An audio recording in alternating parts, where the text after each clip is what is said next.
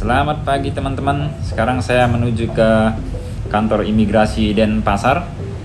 Saya mau buat paspor yang 1 hari jadi ya. Jadi mungkin ada 2 cara juga cara pembuatan paspornya. Bisa juga kita daftarkan lewat pendaftaran online, tapi kadang-kadang itu agak rame ya, banyak yang ngantri. Jadi jika kita buru-buru atau mungkin harus segera membutuhkan paspor atau pergi ke luar negeri kemana gitu, sekarang ada cara baru, ada cara yang bagus, jadi bisa kita dapatkan paspor itu dalam 1 hari. Nah, saya juga belum terlalu paham teman-teman, karena ini pengalaman pertama juga. Ayo sama-sama kita mau buat paspor yang jadi dalam 1 hari.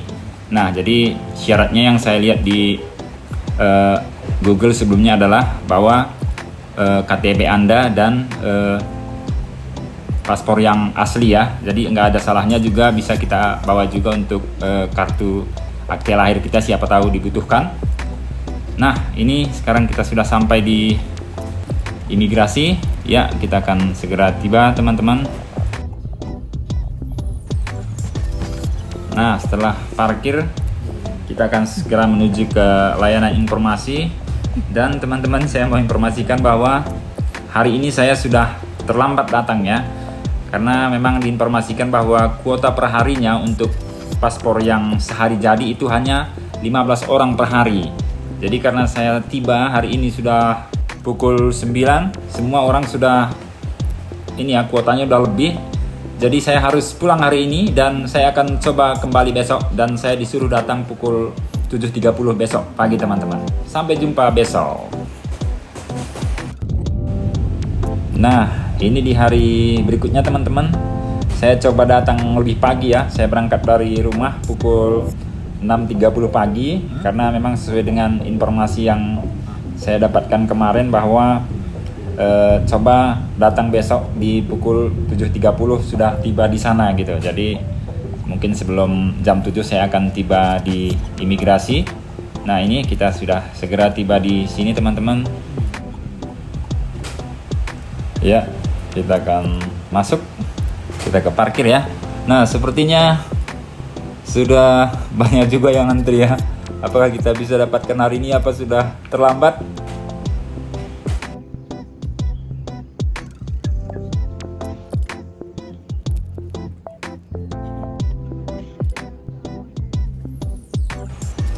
Nah, tapi masih ini yang mau saya informasikan bahwa hari ini juga saya sudah terlambat ya. Saya dapat di kuota nomor 16. Jadi memang sedikit terlambat teman-teman. Sudah masuk juga orang 15 kuota, jadi saya disuruh datang besok pagi lagi. Jadi saya akan coba besok datang lebih awal lagi.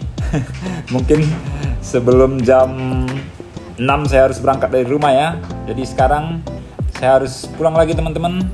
Sampai jumpa di besok pagi. Nah, ini di hari ketiga teman-teman, hari berikutnya lagi. Saya coba berangkat lebih pagi, artinya saya harus tiba di sana sebelum pukul 6 pagi. Tadi saya dari rumah berangkat pukul 5.30 ya.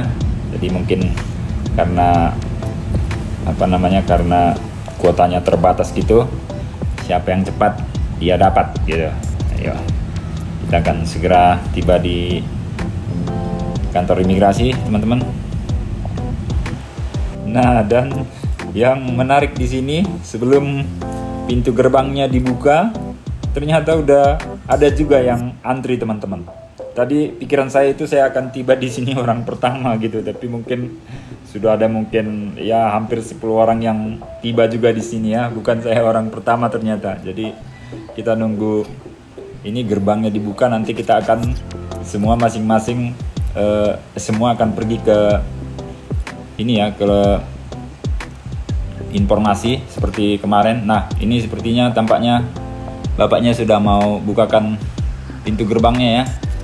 Segera kita akan menuju ke layanan informasi dari sini.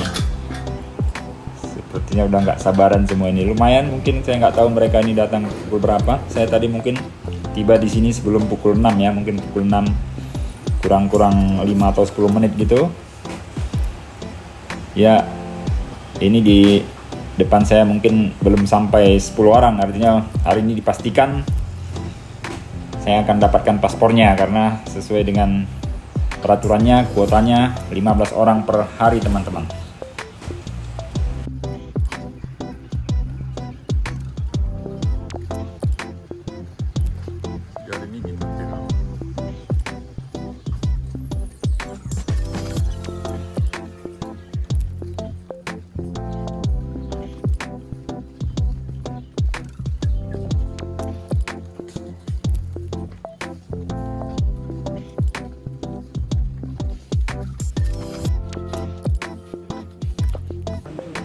Di seberang sana adalah antrian untuk foreigner atau orang asing teman-teman.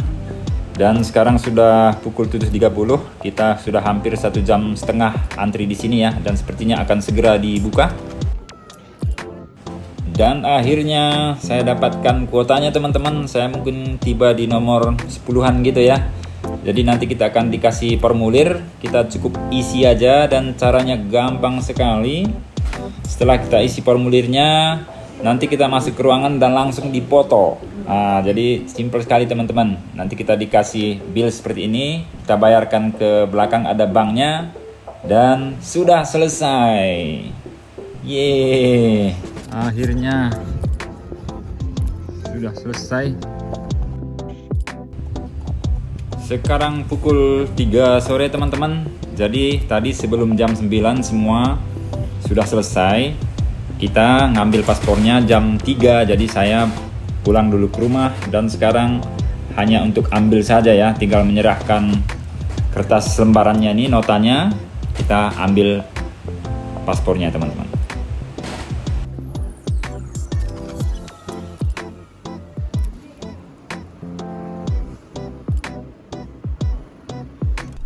Oke teman-teman, akhirnya paspor saya selesai ya, paspor yang 1 hari jadi.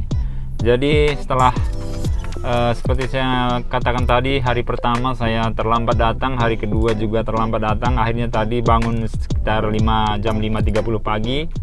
Akhirnya jam 9 selesai, saya pulang ke rumah. Jam 3 hari ini disuruh ngambil dan sudah jadi ya. Jadi ini sekarang paspor elektronik dan berlaku untuk jangka waktu 10 tahun. Kalau sebelumnya kan paspor cuma 5 tahun, sekarang sudah 10 tahun teman-teman. Berarti ini berlaku sampai, sebentar ya, ini berlaku sampai 29 Desember 2033. Wow.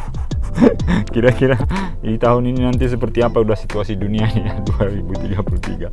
Nah, jadi kalau kita bikin paspor baru udah jadi, paspor yang lama juga dikembalikan, cuman digunting di sini ya, seperti ini sudah kembali dua-dua. Nah, sekarang teman-teman ada sedikit yang mau saya informasikan di sini, mau saya bacakan gitu ya, karena pernah saya dengar pertanyaan seperti itu.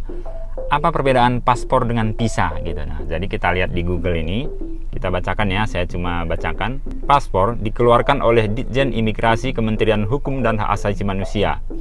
Untuk membuat paspor, Anda perlu mengajukan permohonan atau pembuatan penggantian paspor ke kantor imigrasi terdekat. Nah, gitu. Itu kalau paspor, teman-teman.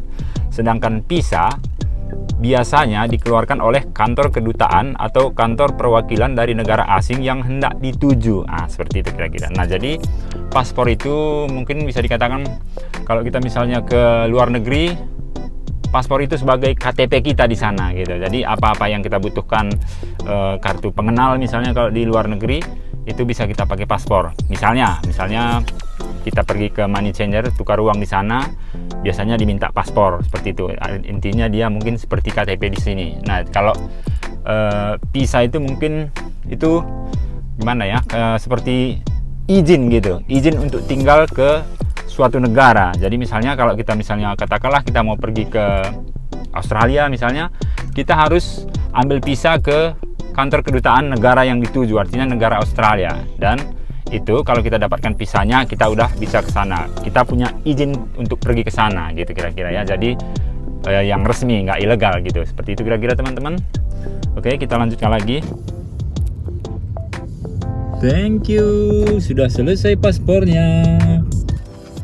Baiklah teman-teman, jadi ada sedikit lagi yang saya mau tambahkan, yaitu jadi syarat untuk pembuatan paspor yang jadi 1 hari ini adalah kalau kita untuk perpanjangan, kalau saya kan untuk perpanjangan artinya sudah ada paspor sebelumnya, itu syaratnya hanya dua. Yang satu bawa KTP, dan yang kedua adalah bawa paspor lama Anda. Nanti ini sebaiknya bisa difotokopi dari rumah, nanti sampai di sana langsung kita ke nomor antriannya gitu ya, udah nggak repot-repot lagi kalau ada kopiannya. Nah, jadi kalau untuk misalnya untuk pemula, artinya yang baru pertama kali buat paspor, itu syaratnya adalah bawa KTP, kartu keluarga, sama akta lahir. Nah, jadi berapa kira-kira harganya? Nah, itu dia. Jadi harga paspor untuk 1 hari jadi itu bedanya itu lebih mahal 1 juta dengan paspor biasa, teman-teman. Jadi kalau saya uraikan, mungkin kalau buat paspor biasa itu harganya 350.000, kalau paspor elektronik itu harganya 650.000. Jadi paspor yang sehari jadi ini ditambah 1 juta dia. Jadi kalau dia paspor biasa itu 350.000 ditambah 1 juta, jadi 1.350.000. Kalau dia paspor elektronik, ini seperti yang saya buat ini adalah paspor elektronik. Ini kalau biasa artinya bukan yang 1 hari, biayanya 650.000, jadi ditambah 1 juta, jadi saya bayarkan tadi 1.650.000 gitu ya. Jadi yang 1 juta ini ada namanya biaya layanan percepatan paspor, dan ini sah teman-teman, dibayarkan ke negara untuk penerimaan negara bukan pajak. Kalau saya lihat tadi di Google namanya PNBP gitu ya. Jadi demikian teman-teman, semoga bermanfaat. Jika menarik bisa kalian di subscribe, like dan share ya, dan sampai jumpa di video berikutnya. Bye bye.